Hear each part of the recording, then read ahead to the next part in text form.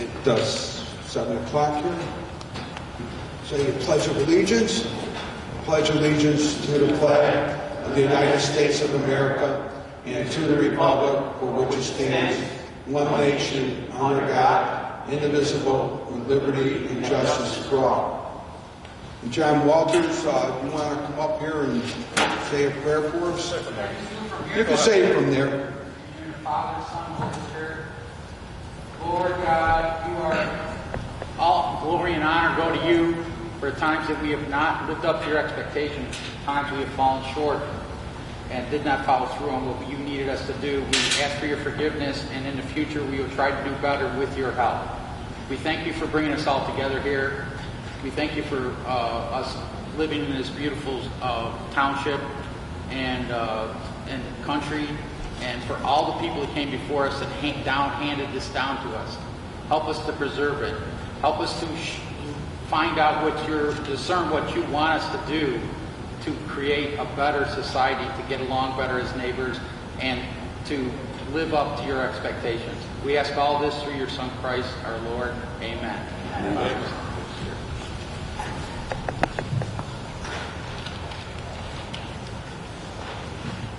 Yeah, we have a moment of silence for all the people that are suffering in California from the virus.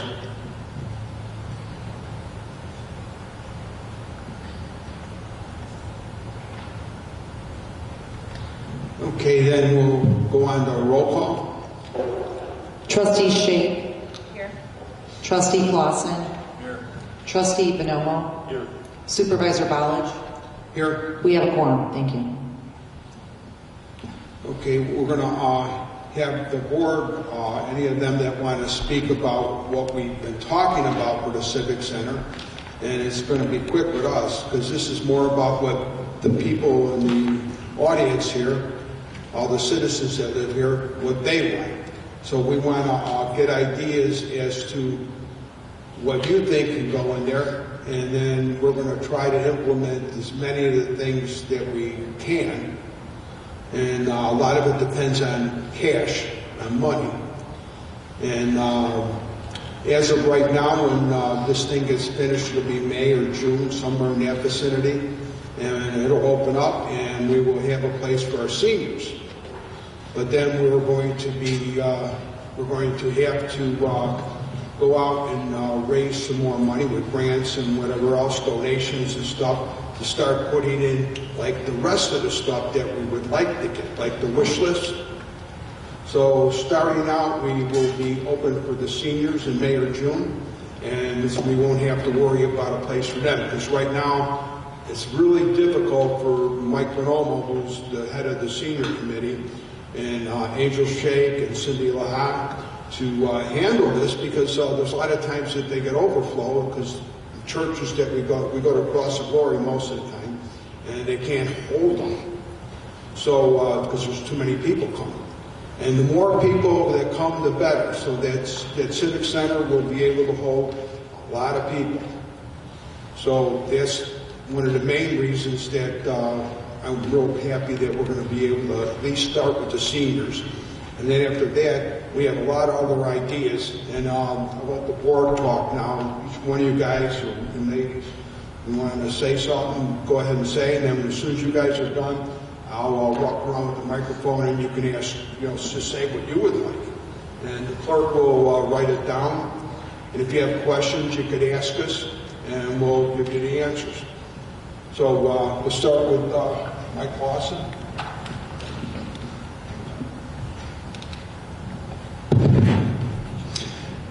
Hi everybody, my name is Mike Clausen, for those of you who don't know. I've been tasked with helping manage the construction process of the Homer Township Civic Center, and it's gone very well. And if you've driven by it, it's a sharp-looking building. Phase 1 is nearly complete, as Steve was just saying. The electrical and mechanical aspects of it on the interior side is what everybody's working on now, which would take a little bit of time.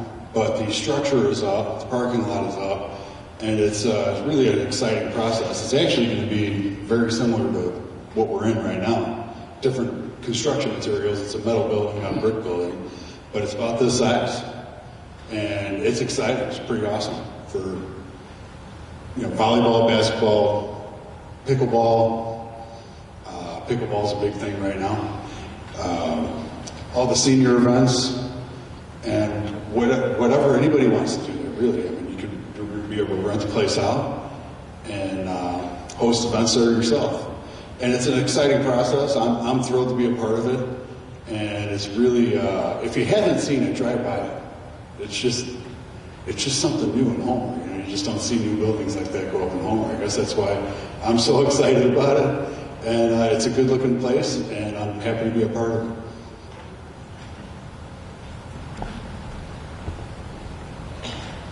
Hi everybody, I'm Angel Shake. Right now, everything that Mike just talked about is what we're focusing on. Ron Porfilio and I are also focusing on getting a special needs program up and running, where in the beginning we're focusing on informational seminars and things for the parents and the families. And we are looking for input to see what the people in our community need as far as they want to see coming in for programs for special needs adults especially. A lot of special needs adults don't have the programs that the special needs kids have available to them right now. So those are some things we're working on. Once we have ideas on what our community needs and wants, we will be pursuing specific grants to those needs.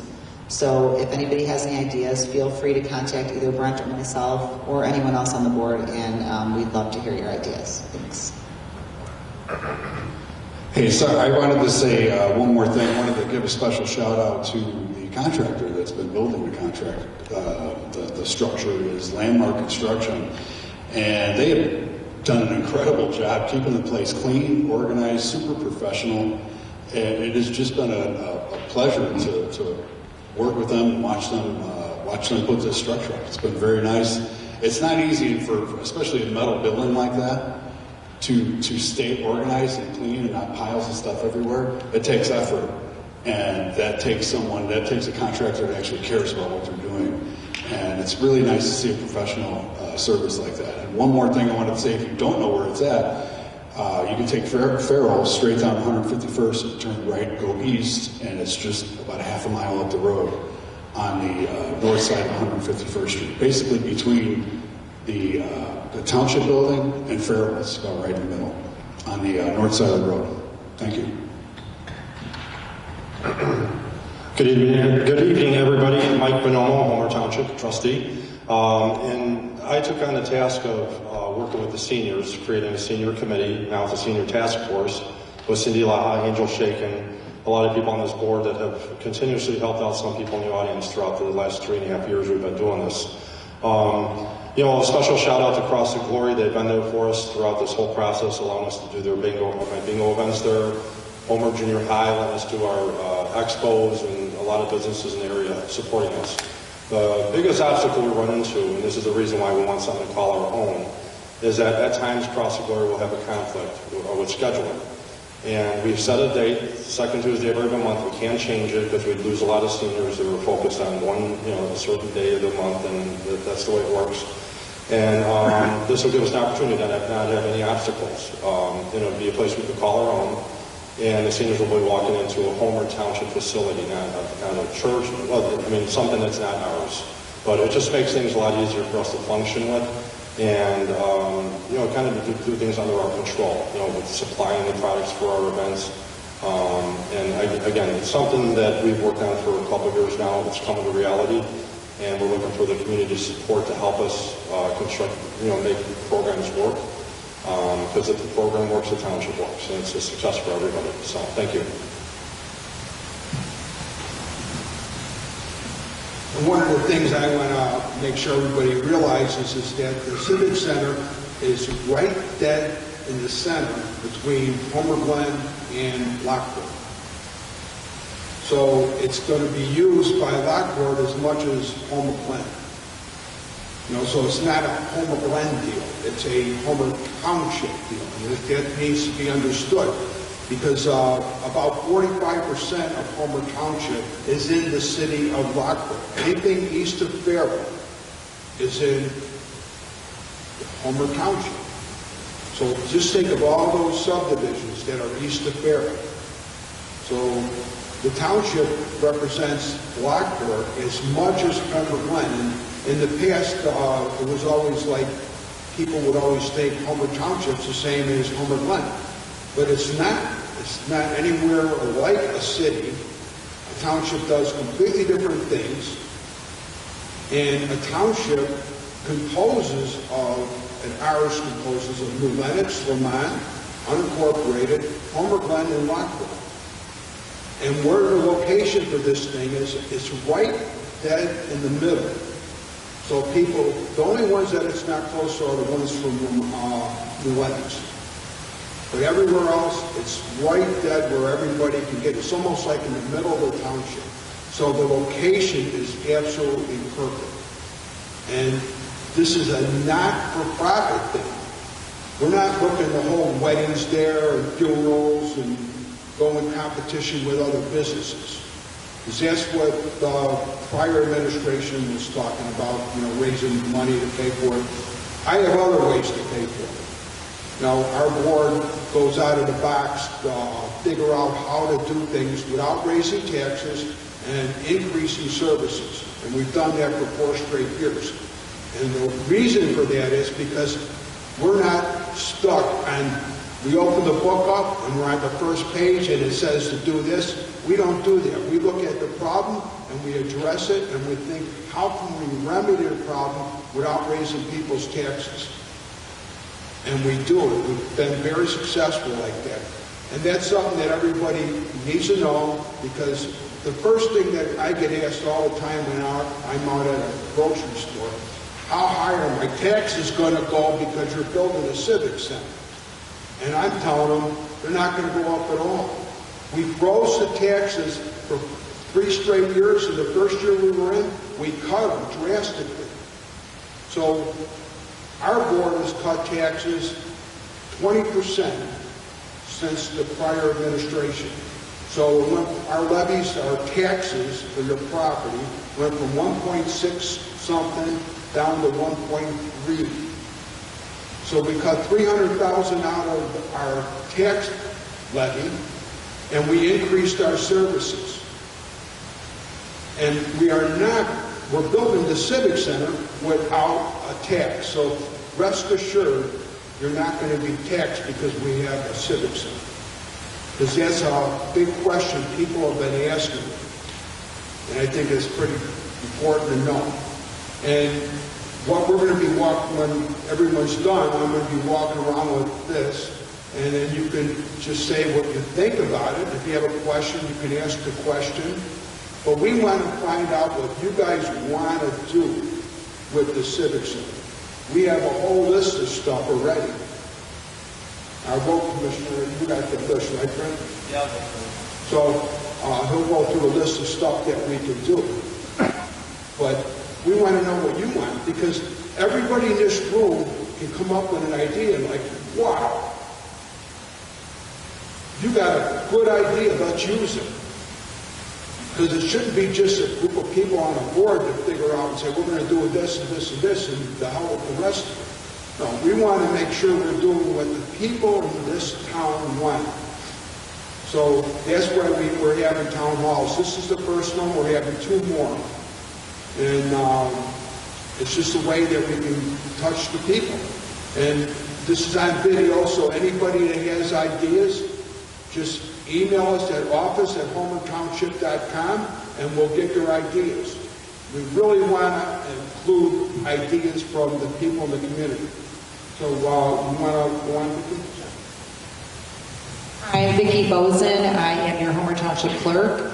And I am also very excited about the Civic Center, kind of like how Mike is with the seniors. I started the Pet Fest here in Homer Township, and something very near and dear to my heart. I know a lot of people have pets, and it's probably near and dear to their heart too. So this is going to give us a location that we can actually host this Pet Fest this next coming year, I hope. And also I wanted to mention, go to our website, www.homertownship.com, to get more information about the Civic Center. So that, Rose. I am Rose Fields on the Butler Township, and I'm really excited about this business because it's quite difficult to navigate all the different schedules of all the different events we have. And some places are busy, other places want us to change time. And if I know one thing about being a senior is I like a schedule. I don't want people to mess it up because then I won't remember to go. But I think this is going to be a really good thing for our community, for our young people and our seniors. Hi everybody, I'm Kevin Morell, I'm your assessor. This opens a new chapter to Homer Township. For many, many years I was part of the youth organizations, whether it's football, baseball, cheerleading, and we always fought for space.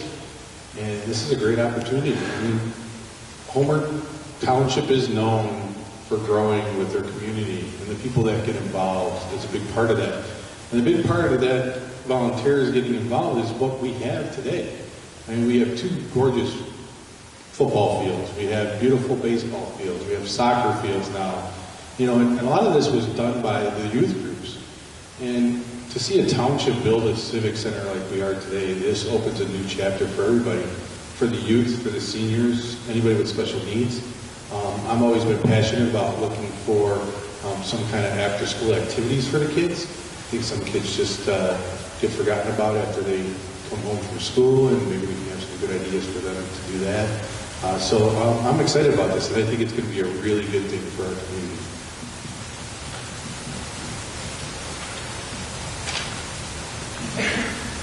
Hi everybody, Brent Porfilio, I'm the Highway Commissioner. I don't just deal with roadways, I have a lot of other things I'm able to help with. So I put an outline together today. I looked at a bunch of other township civic centers in the area, a number of them. I think there was 5 I looked at. And I looked at the programs they have, I looked at how they ran their operations. And I'm going to go down quickly through my little outline here. And, you know, afterwards, I'm open for questions and we can sit down and talk more about this. First thing, schedule. Rose mentioned schedule. So typically there's a calendar of events and a program guide that tells people what each of the programs is about, what appropriate ages there are, what days of the week they meet, what times of the week they meet, if you've got to bring any materials with you, and what to expect. So that will be on our website. There will be a link for the Civic Center. We'll also have a Facebook page for that too. Reservations will be made through the website and the Civic Center event manager. People can even go to the admin building if they want to do it in person. There will be rental contracts for users, obviously. We want to get everything in writing. So when people are paying for things, we want to make sure the paperwork is correct.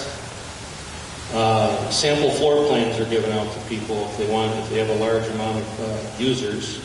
Like a gym like this might have 150 to 200 people, and you could fit around 10 to 15 tables. So people want to know how many people can fit in the gym comfortably for larger events like the Senior Expo and the bingo, things like that, to make sure we don't exceed the fire codes. The floor plans also show out where the outlets are for people that need electricity. Insurance, there's a website called eventhelper.com for any special events where insurance is required. We would route them through that site. And then township staff will be responsible for the Civic Center events manager position and the maintenance duties. So like Steve said, we're not hiring new people for this stuff. We're having township staff get trained in it and to perform it. Programs. I have programs here listed for a number of categories, and I'll just run through them quick. For special needs and disabled residents, communication seminars, behavior seminars, deaf support groups, wheelchair basketball, athletic support programs, and parent seminars with things that are important like trusts, wills, long-term support for adults, things like that. For seniors, we have bingo, senior expo, knitting club, crochet club, health and wellness, gentle yoga, Zumba, bunko, triad meetings, chair-aerobics, and meditation. Youth programs, Oasis for after school, Carmen mentioned that. cheer, basketball, volleyball, dance, painting, soccer, and t-ball. Adult programs, pickleball, karate, self-defense, yoga, painting again, dance, CCR seminars, and of course, Pet Fest was mentioned by Vicki. So this is just a rough beginning point for the programs we like to see. We don't want to overload the programs to the point where we can't get reservations on like a weekly basis. If there's people that want to go to something every week, we only have slots for so many every week. So, but this is the framework I want to start with on operations and programs that will be run through the Township Board. And that's all I got. Thanks. Yeah, Brent, do you want to go on one side, I'll go on the other side? So, and I want everyone to, this is Dominic Pasella, he's our consultant. He's been instrumental in helping us put a lot of this stuff together. So I just wanted everybody to know, and he doesn't get paid. He's a volunteer.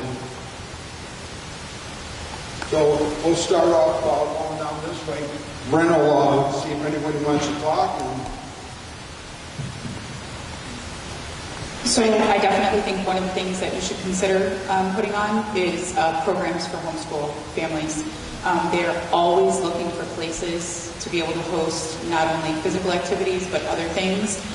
So reaching out to those homeschool families is going to be a great way to give them space and kind of get them involved in what's going on in the community.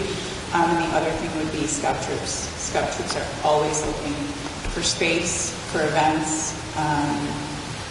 And I was kind of thinking too, which I don't know how it would work in, but because it is still part of Trantina Farm, doing some sort of like either garden program or animal program. If you look into the children's farm in Palos Park, they have a humongous program and it's packed to the max.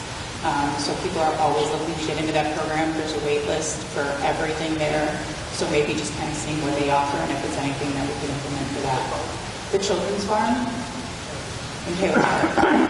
I mean, they do everything from preschool to junior farmers, and we were on a wait list to get my daughter in preschool there and waited to get her in. There's a wait list every year, but they're jam-packed with people. Yeah, Bobby, one of the things I've been talking to Trustee Shake about is starting school pods, because a lot of kids want to homeschool over at the Old Town Hall during the day. So we could set up 1 or 2 pods there, and then when we get the Civic Center built, it's 10,000 square feet, so we can set up pods in there also. So I've been already talking with Angel about it, and that's going to happen. We can't do it now for this year, but coming next year when the school starts, that's one of the things we'd like to see happen, where kids can, families can have a place to educate their kids. Especially in the wintertime, they're always looking for places to like places to gather, whether it be dance, whether it be, anything, they're always looking for stuff. Happy New Year, everybody. As you know, grants often require matching funds. So I'm just wondering how much money remains in the open space fund? As of today, I would say, I haven't looked at it today, but I would say we're somewhere around 600,000. Just not to interrupt, but most of the grants we are going after, Pardon me? most of the grants we are going after actually does not require matching funds. Those are most of the ones we have been looking at. Yeah. But you are correct, there are some that do require it. We plan on using the money in the open space fund, for sure. And that's how it was going to get paid for before. But obviously, there's not enough money in it.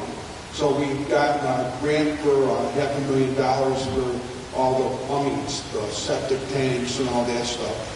And I think right now we've got all the money, or we're close to getting, are we totally paid out now? Or we're right? I believe we're just about paid out, and that was for about $500,000. We got an infrastructure grant through, I believe it's either ARPA or CDBG, I'm sorry, I can't remember. Do we have it all? I think we have it all already. I think we've spent just about the $500,000 at this point, so. So, and we intend on going for more grants. So, that's one of the ways, because we want to do some stuff in there, like, how about a kitchen? And then we were talking about having a kitchen that was there open all day long, and we get volunteers to run the kitchen, and we get young kids that are special needs to work the kitchen, and that way they have a sense of work. And there's a lot of children like that around here. So it's just an idea, but in order to build the kitchen, we got to get grant money or we got to get donation money. The same thing with pickleball and basketball. And we haven't really started on it yet because we wanted to wait till we get the lights in it, and which should be within another month. And once that happens, we're going to be rolling. But we'll be using the money from the open space fund. But again, we're not going to raise the taxes. There's one person on this board that wants to raise taxes. Because we all live here. We know how expensive this is. We're not going to do it. That was it. That was the easy question.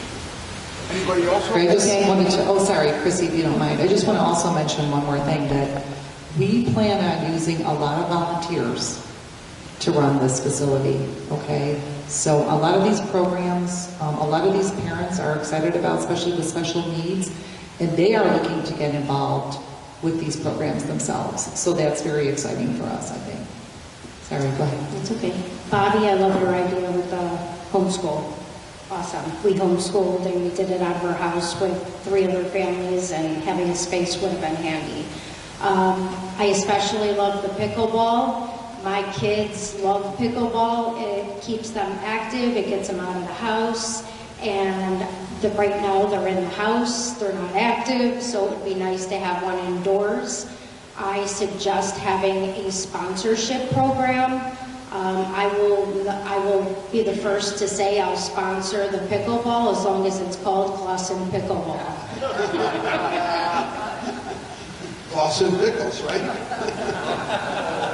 And I appreciate you doing this. I saw it for the first time. Mike took me over, and it's a beautiful building, and it's going to be amazing for the community. I don't think people realize, what it's going to do. The other thing is I bake bread. I don't know if people know that, but I bake bread, and I get questions all the time on how to bake bread, so I would like a kitchen in there also, because everybody says, how do you do this? How do you do this? I would be willing to donate my time and teach a class on how to bake the bread, so that would be awesome. I make the best red sauce in the Humber plant, so.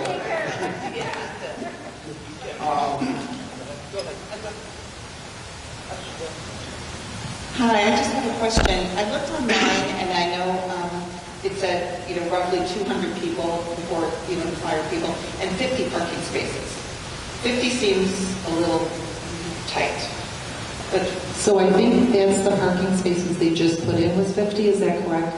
So we do have additional parking, first of all, on the grass, and secondly, the park that's a little bit west of it, still connected.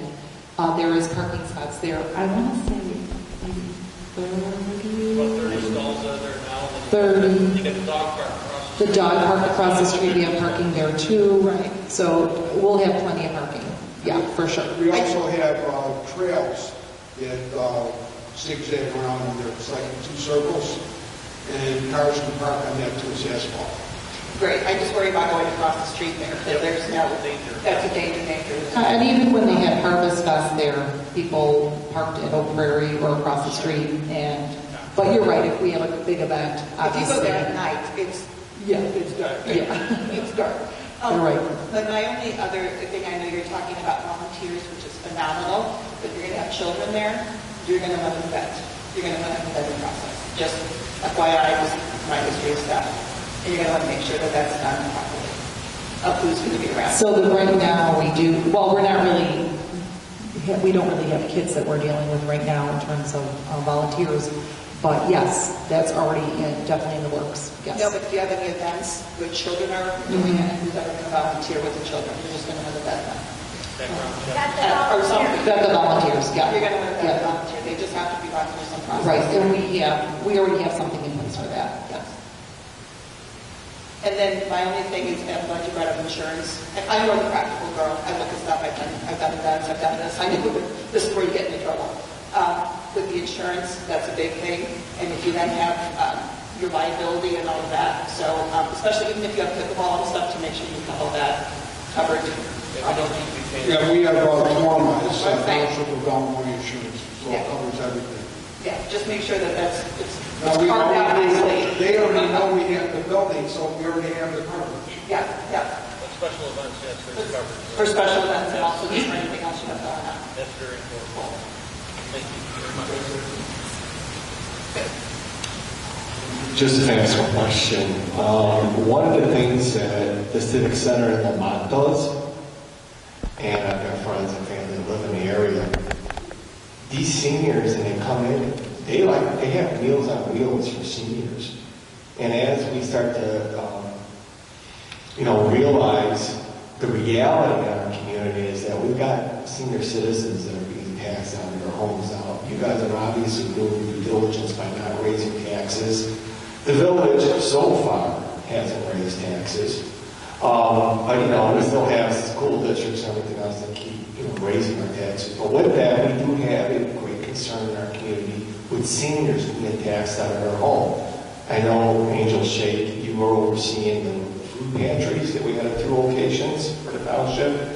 And every time I go in there, they're empty. I mean, I see food go in, but they're empty. Do you guys have any ideas for possibly doing Meals on Wheels for seniors through there that can come there and pick them up? Okay, I just talked to Nick George, he's the supervisor of Franklin Township, and they have a food pantry. They've grown so big, they have to build another building, right? So he said, do I need to, help? Because we just have 2 shed-size pantries right now. And we're talking about building another one, so there'd be 3. Right, but we fill them up basically with donations from the trustees and board. So we put food in there, and within a day or 2 it's gone. So you're right, yeah. So I talked with Nick, and he said that he's going to talk with his board and see if it's okay if they bring their excess food over by us. So we will have full pantries all the time, and we'll have to store some of the food in our office. But with the help of Franklin Township, I think we're going to be okay, where we'll be able to keep it stacked. And it's good to have friends in other townships, because, that's part of government. You have to network with the rest of the county. And the other thing is with Wheels on Wheels, that's something that once we get going, we can look into. And maybe not right now, but sometime in the next few years, after this is done, there's room to do an addition onto this building. And if we did, we would be able to house the Wheels from Wheels and also take in more food. Because there are a lot of people that would use it, because in food pantries, they can have to be quick, like you said. So at least we got a source now where we're going to be getting some of the food from Franklin. So thank God for that. Because we keep, there's only so much that the boards can pay for. Because we don't use general assistance money, because in order to use general assistance money, you have to be qualified. And Township of Illinois, when I called them and I talked to them, they said, they could do it, but if somebody complains, you could get in serious trouble. So I thought it's not worth it, we'll just keep doing what we do. But now I found another solution, and it's not going to cost us nothing. So it'll be very helpful. I was just going to suggest if, there is a kitchen, Elizabeth Caparelli-Ruff, Regional Superintendent of Schools, she built a kitchen in one of her schools. She has the students cook, and basically that's what they eat for lunch and stuff like that, because they never had a lunch program in that specific school. I thought that was a genius idea, so that might be something too. We have some sort of cooking classes, and that's where the seniors can come try the food. Same thing with school, homeschool. That's one of the classes I taught my kids was how to cook and homeschool, so. And we can get the other groups, like scouting groups and things like that, if they're also using service projects. So I think them using that as an outreach and saying, like, we're using your facility, we'll do, a food drive for the scouts, and they can get a badge for that, or, and I think some of it too has to just do with communication, because maybe a lot of people don't know about those food pantries. Like, I honestly, I hate to say it, but I don't know where they are. So I think if I knew, I would bring more over, or I would do more. I know where the one is in Lockport, but I think just kind of getting that information out to people, a lot of people would be willing to help if they knew. So, yeah. Tom, you got something? Yeah, so I was going to say, being a chef, working with a chef for many, many years. I wear a lot of hats, but like when you have 6 kids, you do a lot of things. There are some outreaches that I always love to do, and we usually get the chefs together. And what we do is we set up some classes for during the day. And what happens is we take some of the special need kids that are 18 and older, and we teach them how to cook. We teach them on a different level. We teach them on a level that, you're chopping more than one green pepper. And this is where we introduce Meals on Wheels, or we call them Chefs on Wheels. We get the chef food out there. And it's a great program. I've seen it done in a few locations.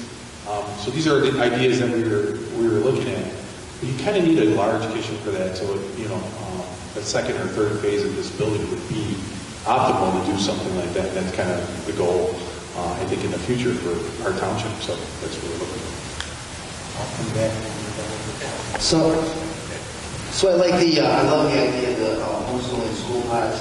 I like the idea of the kids karate fest or women's self-defense classes. There's a lot of park districts around everywhere some of them have really good self-defense classes. And what I used to do when I used to teach the kids self-defense classes at the Burbank Park District, we used to have blocks where we'd have 6 to 8 weeks.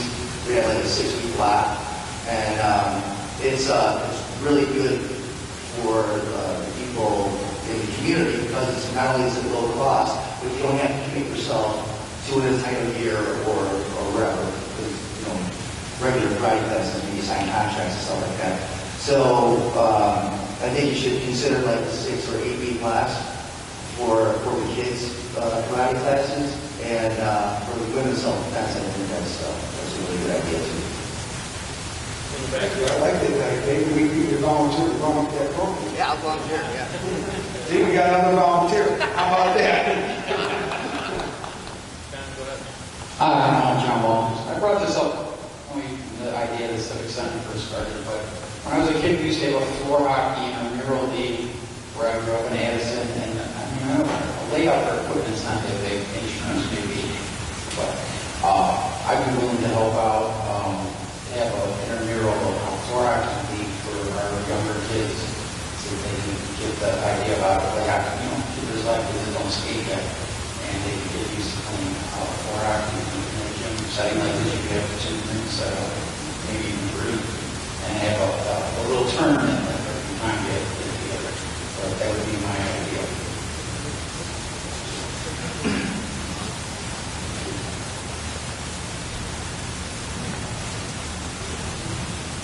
First, I'd like to say thank you to the board for allowing us to speak tonight. Thank you to the supervisor, Steve Balch. I'm Dan Diallo. I'm the trustee for the village of Homer Glen. And as we all know, we do not have a park district in Homer Glen, so there's no parking taxes to go towards the park district. With our sports organizations in Homer Glen, those are organizations that run football, run baseball, and soccer. So I'm guessing that this community will be, those organizations will be using that community center also. I think it's very important for us to all know that Homer Glen itself, the village of Homer Glen, we've got 24,500 people. But when you go outside of that to Homer Township, it encompasses all the other communities around us. It brings that total to 45,000 people. So this is not just going to benefit Homer Glen, it's going to benefit all these communities and all the organizations that work within Homer using that facility. So you guys have done a great job in fulfilling the need, not just in Homer Glen, but for the whole township and the communities involved in the township. So thank you very much for all the hard work that you've done. And by following the referendum that was put out there a couple of years ago, and I do remember the discussion being that they were going to kind of charter, put things there that a lot of people didn't agree with because that was competing with businesses in Homer Glen. What you're doing and your plan that you have now does not encompass that, so it doesn't affect our businesses that surround us that would otherwise support those things. So thank you very much for the hard work that you've done and not raising taxes, lowering taxes, and still putting this benefit out there for the community that we don't have in Homer Glen. So thank you very much.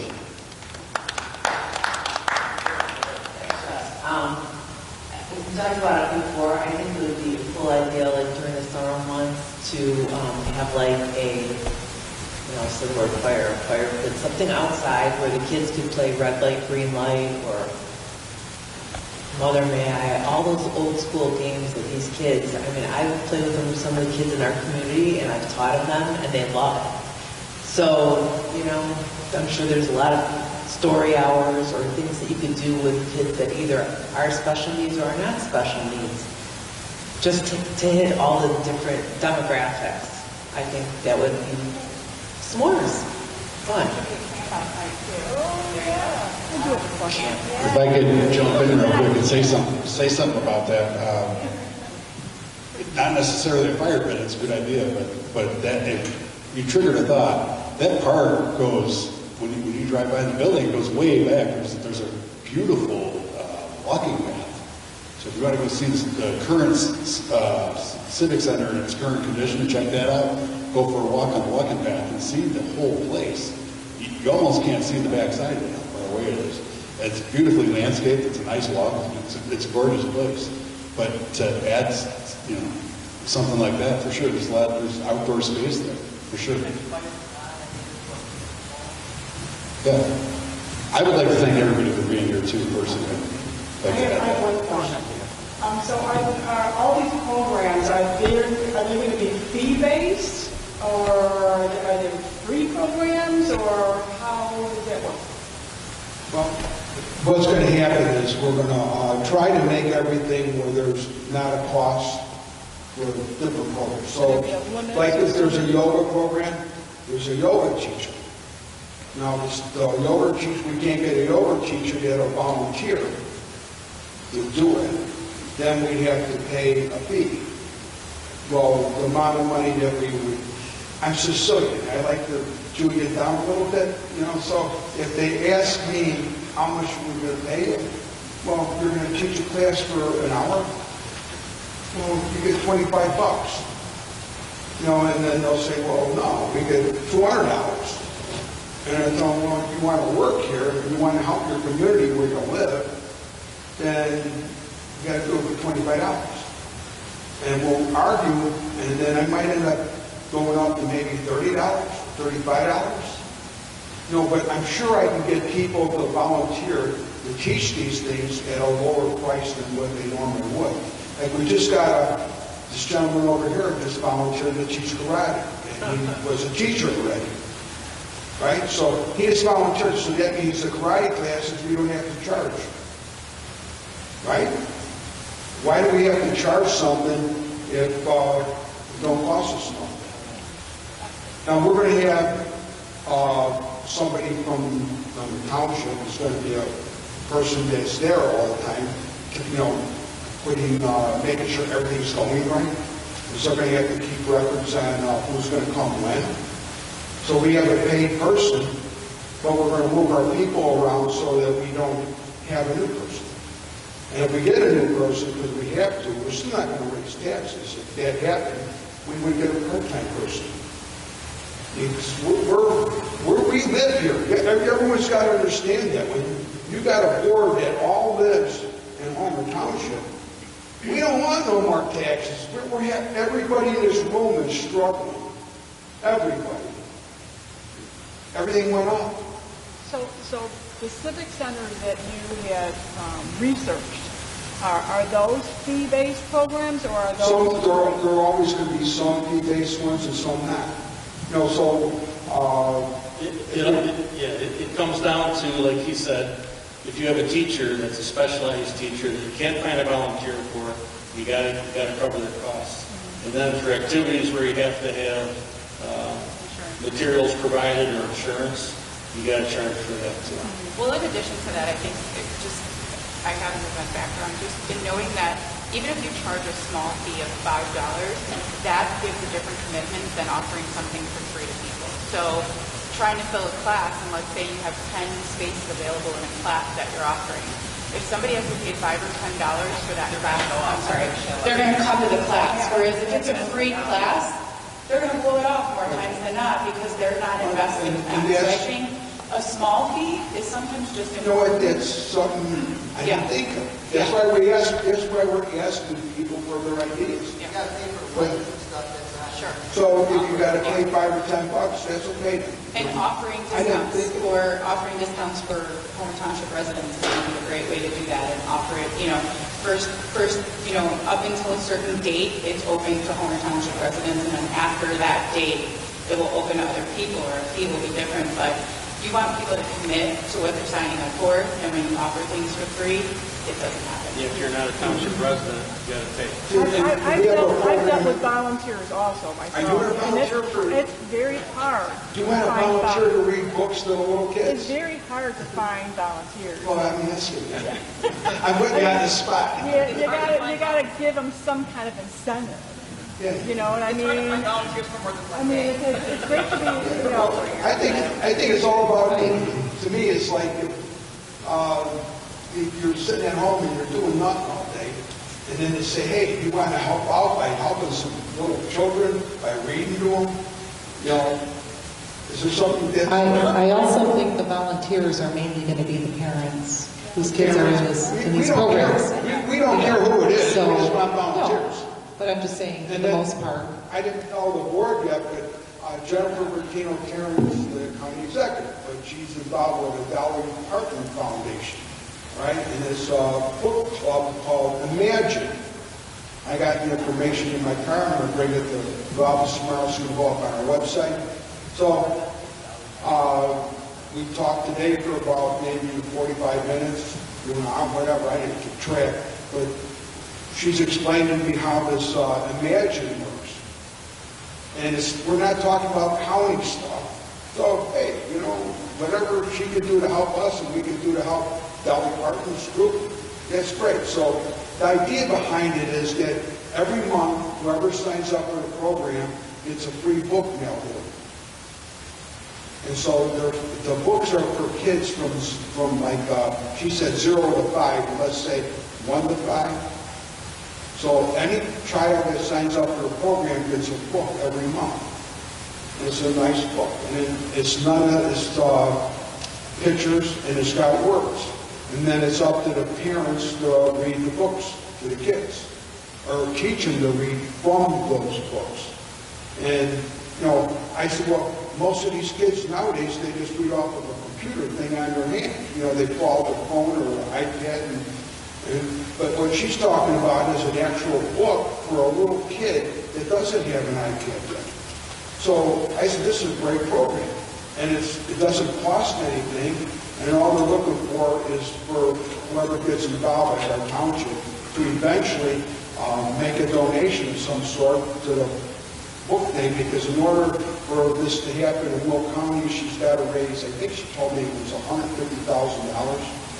And then they're in this group, and that'll happen forever. So the kids will get free books. And I said, well, we don't have that much money. We give you thousands of dollars. And she said, well, whatever you can when it comes time. I said, won't be time until the summer.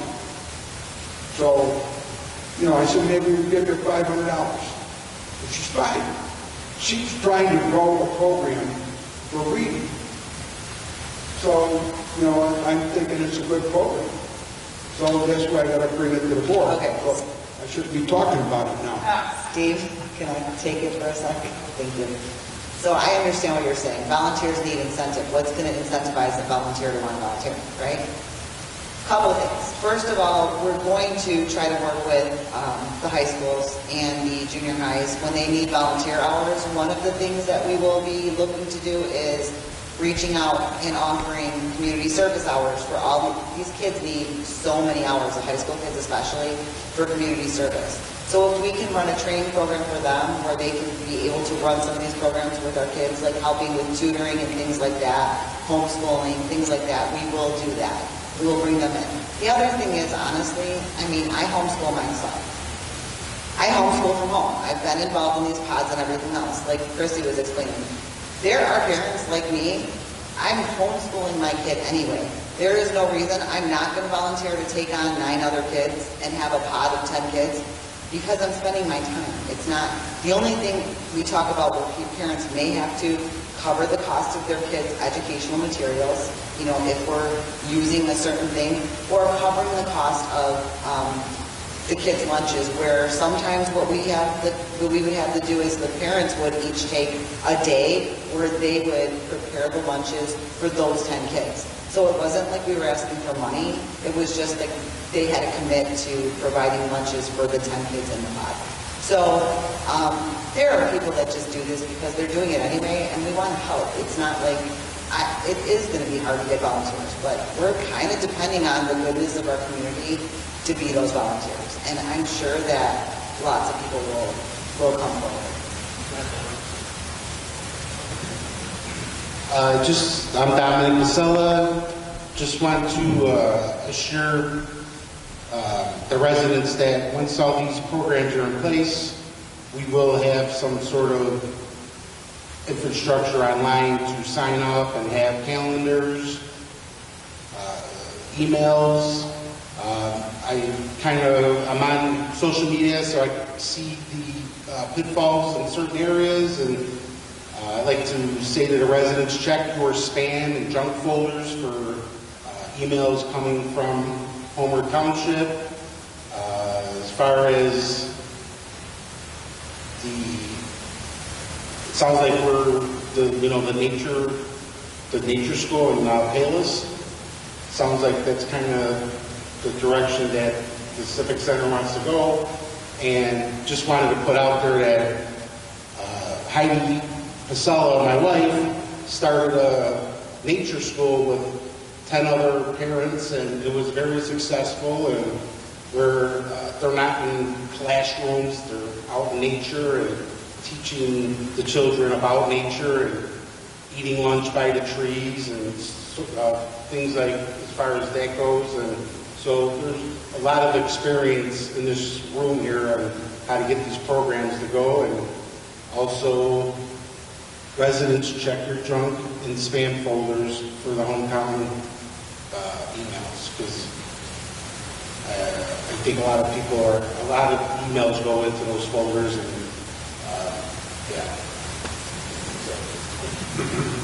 Does anybody else have anything to say or questions? There's a guy back here that's been waiting on him. Thank you for your time. I drive around the Chicagoland area, and I see a lot of decay in these neighborhoods. But when I come out here, it's growing. And just as an example, right off 159 across the street from the new Chrysler. I don't know how many people are going to move into that complex. What is the future of this township? Are we preparing for that large jump in population and for the schools and the parks and the civic center and all these other things? Do you have any clue to? That's a real good question. Taxation too. With the township, we don't really have any growth in our township. In the township unincorporated portion, excuse me.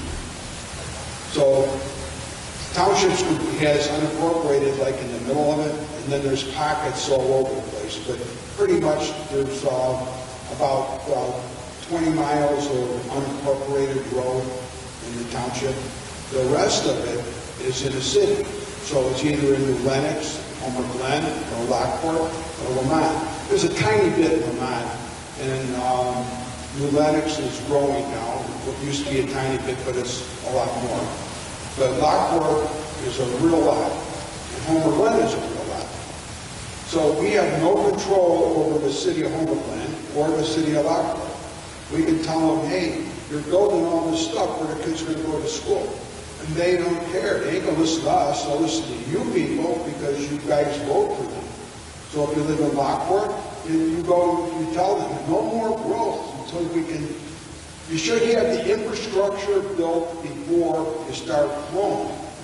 And the problem around most of the places is that they don't do the infrastructure first. They go build all the apartments and houses and condos, and then they say, okay, now we've got to get into school. Well, the problem with those schools is that you build a school, and then all the kids go there, it's jammed, and they say they need to add on, and they do, and then 10 years later, there's not enough kids, and you got a school. Guess what happened to Lincoln Way? They got 4 schools, and 2 of them are pretty much empty. So you follow what I'm saying? So we don't have control of that. We only control the unincorporated part. And we do not want to do stuff without being able to sustain it. But again, you've got to go to the cities. Yeah, Steve, so being a big part of the assessor's world, we see a lot of building and construction. So Lockport does strategic planning. Lockport Township High School does strategic planning. In 2030, they're not even seeing an increase in students, which is kind of interesting. And the reason for that is Homer Glen is in a position where they're having a rough time building because of infrastructure. Lockport, yes, is definitely growing, but with the boundaries and agreements with Lockport, it seems that their growth is not as exponential as we anticipate it to be. So, us as assessors sit and look at the EDA of our township. We're also looking at what the growth's going to be too over the years. We do see a lot of growth in Lockport. There's no doubt about that. But the schools also are looking at that growth too, and they're not seeing what we're seeing out there being built. I think there's still a demand for housing. I think we still have some space at our schools. Lockport Township High School is in a strategic plan to do some work with their schools. And I know they got a group of parents out there that have been helping, trying to get some stuff finalized. But just to know that, when we look at all these strategic plannings, we're not at an upswing. We're kind of going downstream. So just that. And so just so you know, sir, the township is trying to stop the road going in on 143rd Street to make it a 5-lane expressway. And just so everybody knows, this road is not what they said it is. It's planned to go from Route 59 in Shorewood or Plainfield, and it's going to go all the way east to Cicero, 5 lanes. And it's going to have sound barriers and the whole bit, right? So, we're the ones for last year, we have our attorneys fighting it to stop that road. And if we don't stop it, it's going to be a disaster for infrastructure, what you're talking about, because what will end up happening is you're going to have that, all the trucks are going to be going up and down that road. You're going to get all the cars going up and down that road. No businesses, how are they going to stop at 143rd at our Jewels? Or 150th? It's going to be a disaster for everybody. So we're hoping to just stop it. We're going to take over Hadley Road as a township because the village wasn't going to do it, and then the village changed their mind, and because we were going to do it, they did it. So the village took over Hadley Road, but they wanted to do the same thing to Hadley Road that they did, that they're trying to do to 143rd. Everything's about moving all this traffic into Cook County. So the township is still fighting it, and I just got an email yesterday from my attorney, the main attorney. We have 6 attorneys that work on this thing, and the main attorney said that as of right now, we have a special prosecutor that was appointed last month, and the county said that we no longer have standing because the people that were on the county board changed from when our county executive vetoed it and then changed her mind and signed it. So I don't know what's going to happen yet, but this is how this has been going. It's every month, and then it goes another month. It keeps going. But it's stopping, but the county executive refuses to stop the project, so you see all this stuff going on. So, you know, it's just part of what it is. When you're talking about growth, we're trying to stop something, but I don't know if we're going to be successful, but we're trying our best. And that's all God wants out of you, is to do the best you can. And that's what this board is doing. And we're taking a lot of hate from a lot of people. We're doing it. But we're doing the right thing. But does that answer your question about what we do? Hi. Sorry, can you hear me okay? My name's Heidi Pasella, and I just wanted to say something about the Civic Center. I do have experience with art, teaching art to children, and I did start a co-op nature school with a group of parents many years ago. So I'm really super excited about the Civic Center because there are so many possibilities available to the community and to children. And I agree with, I think it was Tammy that said, charging a fee. People appreciate things a little bit more. It's kind of like saying when you adopt a pet, you do pay a fee. They say, you know, appreciate it more instead of getting, you know, an animal for free. So I'm sure you've all heard that, but if there are small charges for certain classes, maybe art classes, nature-based classes, there's also nature-based art classes where you use nature to create your art. I've done that. I taught art for 2 years, ages kindergarten through 3rd grade. So I'm just really excited for that option for the Civic Center if they choose to do that. Thank you. We're up for volunteering. Does anybody else have any questions or anything? Hey, Steve, Now,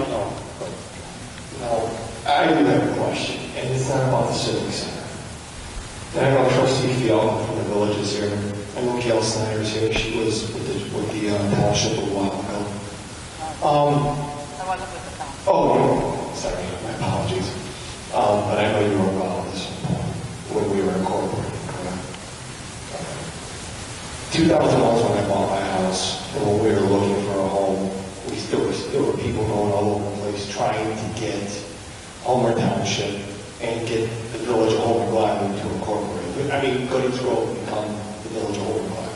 The whole reason why everyone told us why we needed to become a village was to keep everybody from encroaching on us. We actually bought open space. We bought these farms that was supposed to protect Homer Glen from the overdeveloped Orland Park, from what is now becoming the overdeveloped Lockport. We wanted to be the nugget, okay? Obviously, we don't have a lot of business in the Village of Newton Township. Okay, but what we've got land, and everybody wants it. Okay, so that's why I'm baffled. The whole reason why we became a village was to protect from this overdevelopment. I need to know, as a township board, I know you guys have done everything in your power to stop this 143rd expansion. I was at the meeting with Brett Porfilio. Carmen himself stood up and said, if the village won't take Cali Road, because that was the first step, we'll take it. The mayor stepped in and said, no, we want it. She took it. Okay, you guys said, we'll take the road and we won't raise taxes. We can do it without raising taxes. Okay? I haven't heard that commitment out of the village. I'm not trying to put you on the spot, man, but I haven't heard that commitment out of the village. Okay? My question is, has this board reached out to the Village of Homer Glen to try and join with you guys to help protect 143rd Street? I've seen all this ridiculousness on Facebook saying, well, you guys, the township's not doing this, they're not doing that. I understand, I read what you guys did. Okay? Is there any reason why the village hasn't joined with you guys? I I've been to these meetings. I've been to Mr. and Mrs. Pacella's house when these families came that live on 143rd. Kristen Farms, Family Farm, quiet. Because you know what Will County wants to give her? They want to give her what she owes on the farm. That's it. All of these people that are losing their minds with this whole deal. And for the life of me, I don't understand why the village is sitting on their hands. Have you guys not reached out to them and asked them to join you? I've said this at a village meeting before. We're stronger together than we are busted apart. Why are they not doing, at bare minimum, I get it, you guys might lose. But I'll tell you, if you don't try, you're going to lose. But you got to try. That's my question. I want to know, why aren't they helping you guys, and did you guys ever reach out to them? The village claims that they are involved by monitoring everything. So they're monitoring the situation. To me, monitoring means looking at the wall. It means nothing. So, you know, I say they're doing nothing because all they're doing is monitoring. We're struggling at the township level to fight. And if the village would jump in and sue them also, just like the township, it would be a big difference. There'd be two on one instead of one big massive. It's Goliath versus David right now. And if the village got down, at least we'd have more stones. And I don't see that happening. I see him just continuing to monitor. A long while ago, and they said they're monitoring. Go ahead. Township had land on 143rd, correct? Yes. Okay. The village, from my understanding, does not have land on 143rd, so they don't technically have legal standing. They have, we have 3.2 miles, and they have 1.8. Is that what it is, Brent? They actually have, Between Belleville and Mount Road. so they actually have standing, but on 143rd, they don't have to run land. Yeah, on 143rd, the village has a piece. So clear what it is, but I'm sorry, I made a mistake, right? Are there other towns that are affected by it? Yeah, well, see, this is what's big. Like Plainfield is where they're saying this is going to be great for Plainfield because their downtown area is jammed. But when I'm talking to them, I go, do you realize what's going to happen when that connects to 355? You're going to get all the trucks coming from the north and the south, and they're going to go, when they got to go west to Naperville, Plainfield, and then beyond that, you're going to be jammed with trucks. And don't let anybody kid you. When you start getting trucks, you know what happens? Warehouses. Why? Because why wouldn't you build a warehouse along wherever the trucks are going to be going? Because it'll be a lot more convenient, right? So you won't get the warehouses tomorrow. It might be 5 years, 10 years, but you're going to get them. If that road goes through, you're going to see warehouses on 143rd Street. Yeah. So it's a snowball effect. So what's going to happen is once they widen it to 5 lanes, they're going to vote to convert it to a truck route, a Class 2 truck route. And when it's increased to a Class 2 truck route, all of the roadways feeding 143rd, which includes road district roads, we don't have the money to repave them to have trucks on them every single day. So in order to reconstruct the roads to take all the new truck traffic, we would have to raise taxes. That is the snowball effect. All of the local network is going to have trucks, and it's going to lower the capacity of the roadways, so you're going to be stuck. And they're going to have traffic signals, and it's going to be a longer commute to work and a longer commute home from work. It's just going to get bad to worse. And something that I did when we first had hearings on this, the traffic right now, in fact, in the next 10 years, there's not enough traffic to warrant 5 lanes there. It's just not there. But they want to connect the dots. They want to connect the dots from the west in Lockport, where the warehouses are at, and to the east in Orland Park.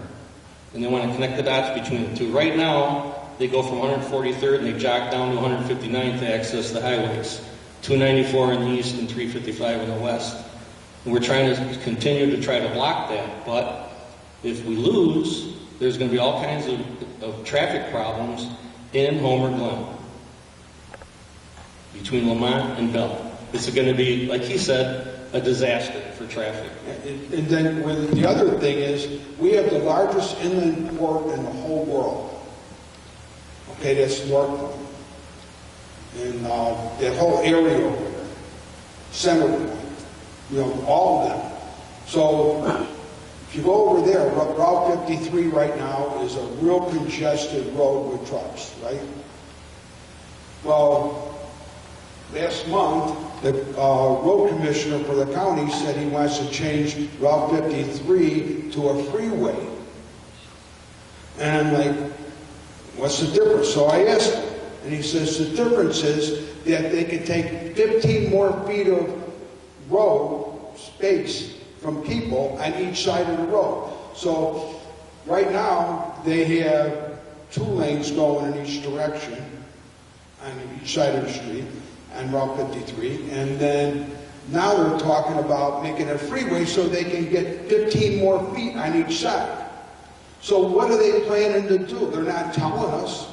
So I go alone and I start screaming about it. Because I can't understand why all of a sudden you want to change a road to a freeway so you can get 30 more feet of land off of people and rip them off. So that's what's going on. They don't tell you nothing until it's too late. So I guess I promise I'll be quiet after this. The 143rd Street, part of it's Homer Township. The other part is the village of Homer Glen. Correct?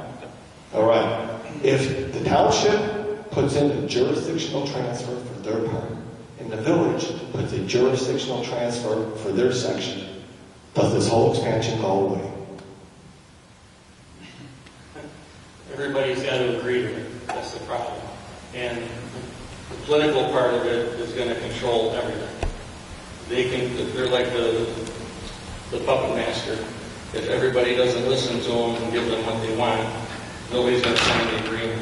Are we talking about Will County? Yes, we're talking about Will County.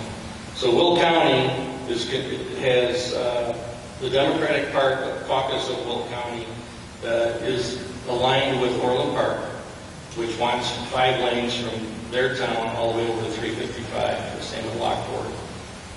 We're stuck in the middle here, in the middle of the sandwich. The township doesn't want it for many reasons I just said. New traffic signals, wider township roads, thicker township roads for the trucks and for the extra traffic. We don't have the money for that. Not even close. It's about $50 a square yard for thicker pavement for trucks. You can just multiply that out for 20 miles and get what the ridiculous number is. But see, so they're forcing higher taxes for all the feeder streets into 143rd, and they really don't give a crap. They're like, you guys are stuck with it. We just want our 5-lane road. All the other infrastructure that connects into it, that's your problem. So that's why I keep saying it's a snowball. It just gets worse and worse and worse. And we're fighting like mad to try to fight it, but nobody's with us. Nobody. There's no other people in the area that have filed a lawsuit for the wrongful veto. Nobody. But it should be in the best interest of Homer Glen, because their roads are also going to be affected by it, and they're going to have to raise taxes for their roads and infrastructure. So I'm completely lost on all this. But we're doing what we can from the township level. The road district and the township, we got together and managed the lawsuit, and it's not doing well now, but we tried. Nobody else is trying. That's all I got. And it's not dead yet. It just ain't, this last ruling by the judges is looking good, but it's not dead. We're still fighting. Is there any other questions? My question is actually about the Civic Center, but you said that this room is approximately the size of what that is. Can you tell me what the square footage is of what that would be and how many people it would be allowed to be in there, capacity? It's 10,000 square feet. And approximately what would be the capacity of the 10,000 square feet room? Well, most of the civic centers are a standard gym size. Yeah. Most of them have 10 to 15 tables, 10 people to a table, 150 to 200 people, comfortably seated, not like this. That's all the other towns.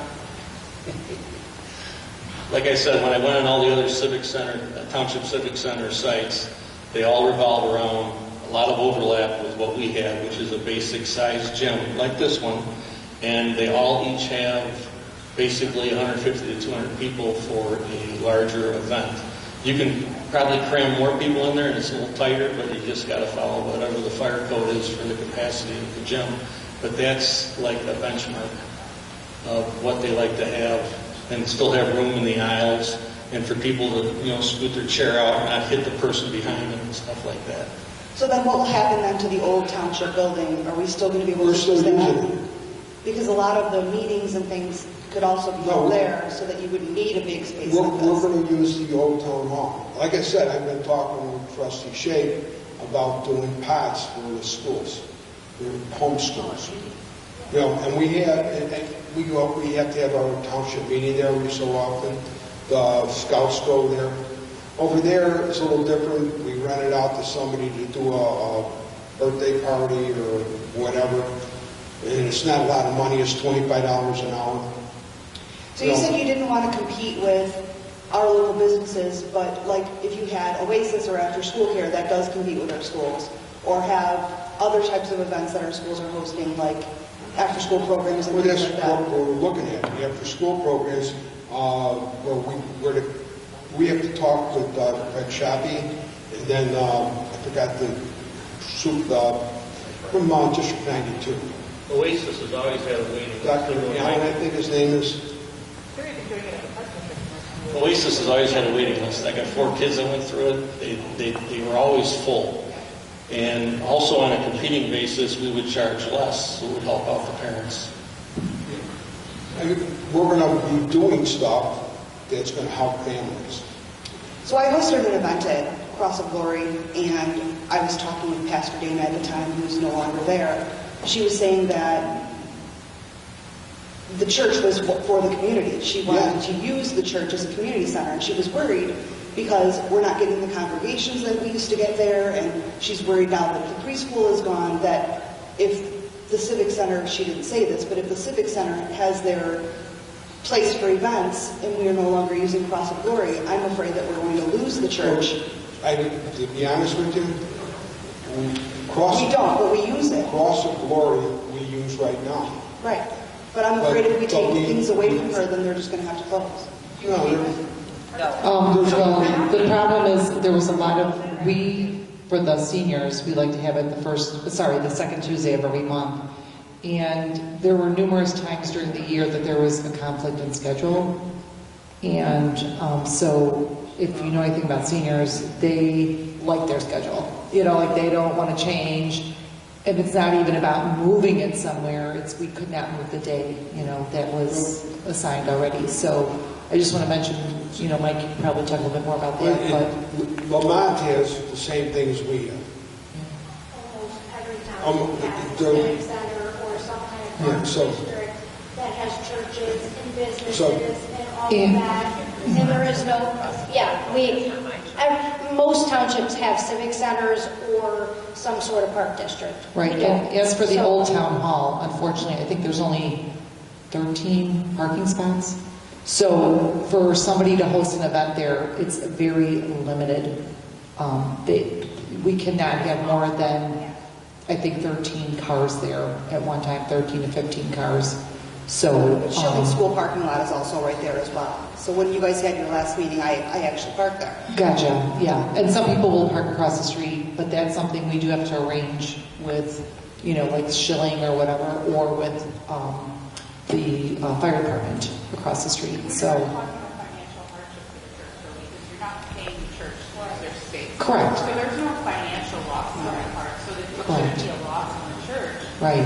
Because they're not financially gaining from anything that they're giving you, they're loaning you. Yeah, they're just giving us other goodness of their heart. It's not,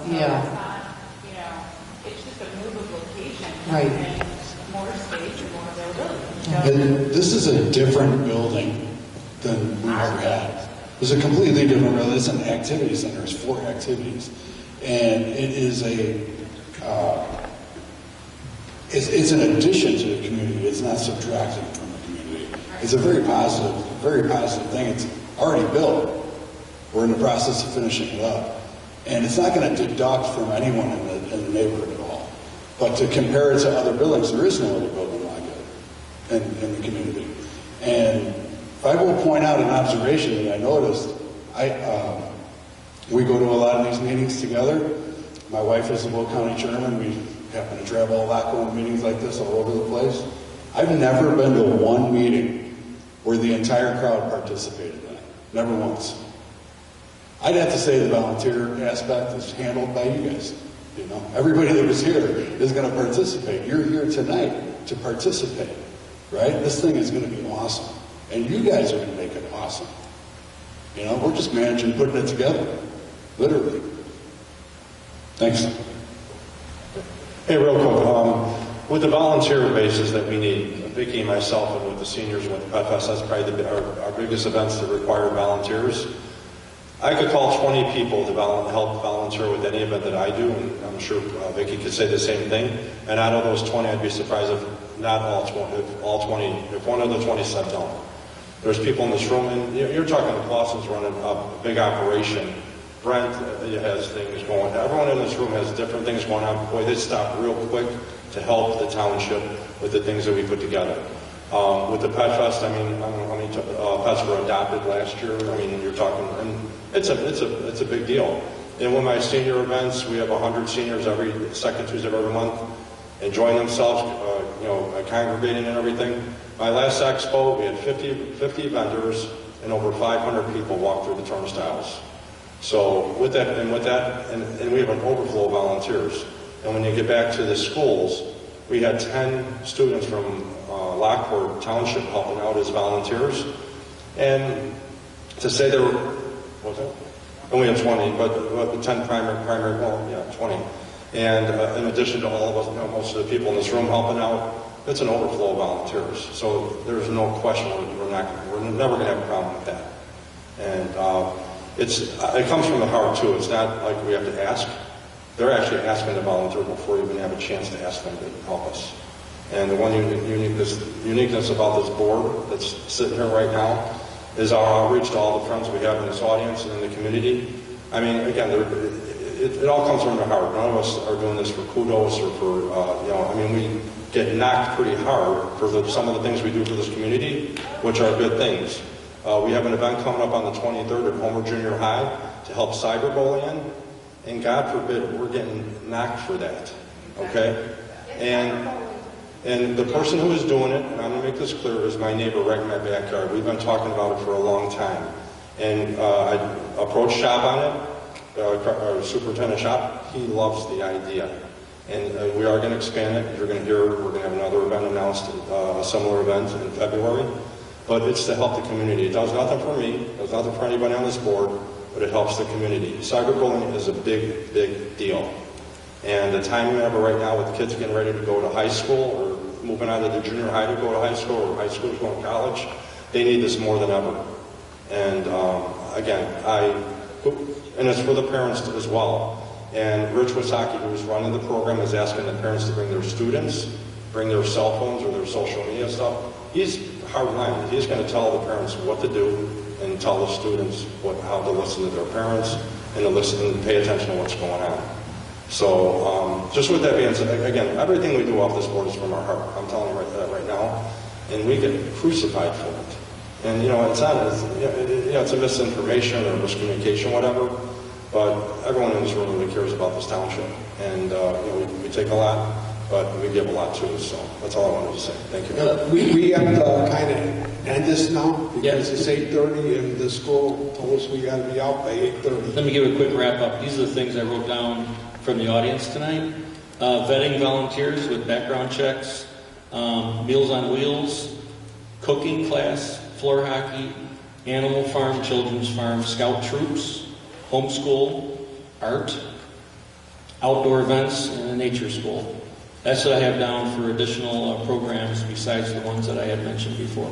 So I want to thank everybody for coming out and everybody that watches this video. Office@homertownship.com. Office@homertownship.com. Send your thoughts. Thank you. If I can please get a motion to adjourn. Second. All in favor? Any nays? Okay, motion passes. Thank you, everyone.